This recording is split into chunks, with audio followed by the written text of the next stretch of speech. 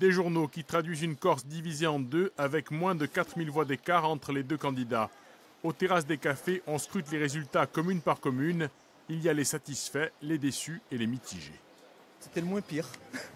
Après satisfait, on ne connaît pas le personnage, donc on verra ce que ça donnera dans quelques années. Hein. Pas de travail pour nous.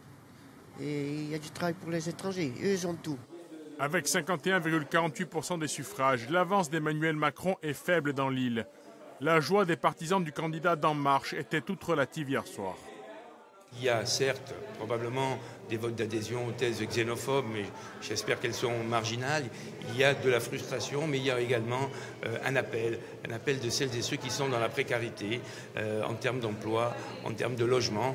Et il va falloir répondre. Alors c'est un enjeu local, mais c'est également un enjeu national. C'est le grand enjeu d'Emmanuel Macron. Marine Le Pen totalise 63 378 voix, soit 48,52% des suffrages exprimés. En Corse du Sud, la candidate est à moins de 1000 voix du vainqueur. Marine Le Pen est considérée et consacrée aujourd'hui comme la première opposante à M. Macron. C'est aujourd'hui véritablement le combat entre les patriotes et les mondialistes qui va se poursuivre d'ailleurs.